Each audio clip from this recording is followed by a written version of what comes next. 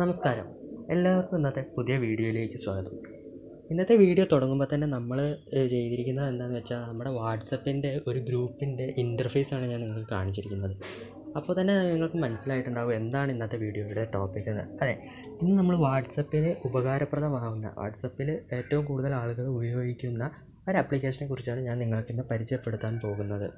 കുറച്ചുകൂടി വ്യക്തമായിട്ട് പറഞ്ഞു കഴിഞ്ഞാൽ ഇതുപോലുള്ള സ്റ്റിക്കേഴ്സ് നിങ്ങൾ എവിടെയെങ്കിലും കണ്ടിട്ടുണ്ടോ?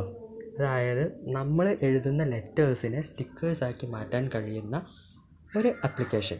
ആ ആപ്ലിക്കേഷനെ കുറിച്ചാണ് ഞാൻ ഇന്ന് നിങ്ങളുമായിട്ട് ഷെയർ ചെയ്യാൻ പോകുന്നത്. അപ്പോൾ ഇങ്ങനെയുള്ള സ്റ്റിക്കേഴ്സ് നിങ്ങൾക്ക് ക്രിയേറ്റ് ചെയ്യണമെന്ന് ആഗ്രഹമുണ്ടെങ്കിൽ തീർച്ചയായും ഈ വീഡിയോ മുഴുവൻ കാണുകയും അതുപോലെ തന്നെ ഈ വീഡിയോയിൽ ഞാൻ പറയുന്ന മറ്റൊരു കാര്യം കൂടി എന്താണെന്ന് വെച്ച് കഴിഞ്ഞാൽ, നിങ്ങൾക്ക് മലയാളം ടൈപ്പ് ചെയ്യാനുള്ള ഒരു കീബോർഡിനെ കുറിച്ച് അറിയില്ല എങ്കിൽ അത് ഞാൻ ഈ വീഡിയോയിൽ നിങ്ങളുമായി ഷെയർ ചെയ്യുന്നുണ്ട്. അപ്പോൾ വീഡിയോ നിങ്ങൾക്ക് ഇഷ്ടമാവുകയാണെങ്കിൽ ലൈക്ക് ചെയ്യാനും ഇതുവരെ സബ്സ്ക്രൈബ് ചെയ്തിട്ടുണ്ടെങ്കിൽ ഇപ്പോൾ തന്നെ സബ്സ്ക്രൈബ് ചെയ്യുന്നതായിരിക്കും നല്ലത്. അപ്പോൾ നമുക്ക് നേരെ വീഡിയോയിലേക്ക് കിടക്കാം.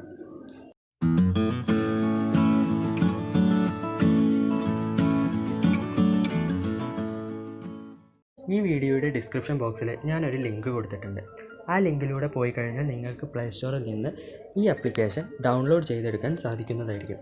ഈ ആപ്ലിക്കേഷൻ്റെ പേരെന്ന് പറയുന്നത് മംഗ്ലീഷ് കീബോർഡ് എന്നുള്ളതാണ്. ഇത് ഒരുപാട് പേർക്ക് അറിയുന്ന ഒരു ആപ്ലിക്കേഷൻ തന്നെയായിരിക്കും, കാരണം ഇത് വളരെ പോപ്പുലർ ആയിട്ടുള്ളൊരു ആപ്ലിക്കേഷനാണ്.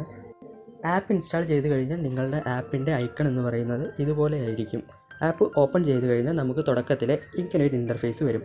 രണ്ട് ഓപ്ഷൻ നിങ്ങൾക്ക് കാണാൻ കഴിയും: enable keyboard and choose keyboard. അതായത് നമുക്ക് നമ്മുടെ ഡിവൈസിൽ ഈ കീബോർഡ് ആദ്യം ഒന്ന് എനേബിൾ ചെയ്യേണ്ടതായിട്ടുണ്ട്. ഈ നീല ഐക്കണിൽ ക്ലിക്ക് ചെയ്തുകൊണ്ട് നിങ്ങൾക്ക് ഒരു പോപ്പപ്പ് വിൻഡോ അല്ലെങ്കിൽ ഒരു പുതിയ വിൻഡോയിലേക്ക് നിങ്ങൾക്ക് കടക്കാൻ സാധിക്കും.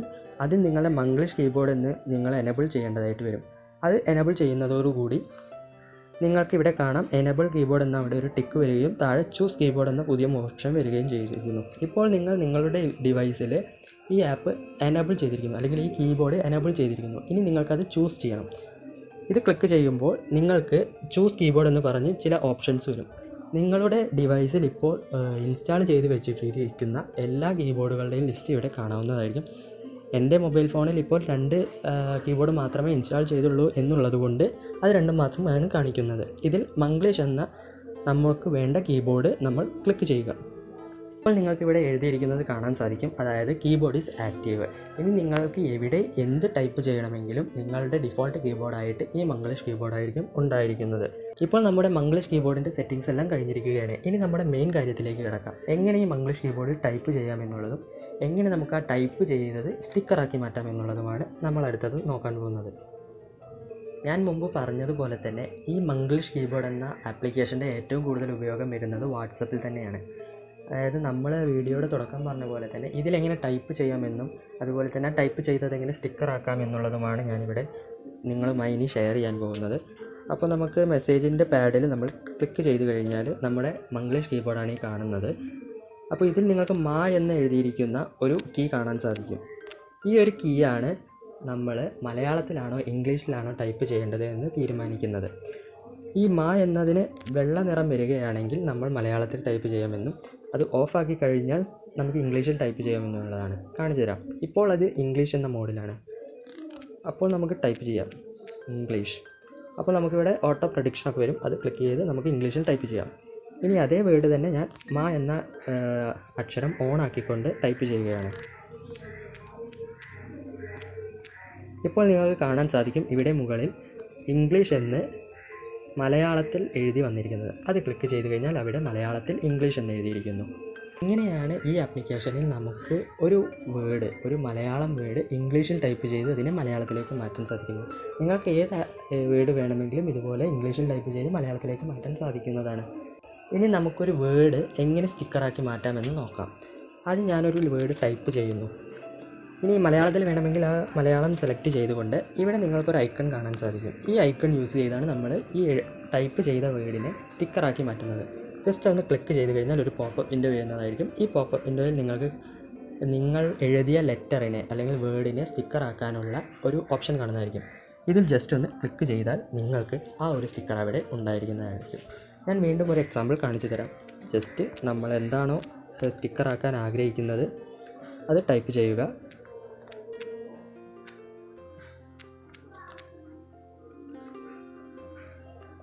അത് എന്നിട്ട് നമ്മൾ ക്ലിക്ക് ചെയ്യുക. വീണ്ടും ഈ ഐക്കണിൽ ക്ലിക്ക് ചെയ്യുക. ഇവിടെ മുകളിൽ പോപ്പപ്പ് വിൻഡോ ക്ലിക്ക് ചെയ്താൽ നമുക്കിതേ ഇത്രയേ ഉള്ളൂ നമുക്ക് ഒരു സ്റ്റിക്കർ ഉണ്ടാക്കേണ്ട പണി എന്ന് പറയുന്നത്.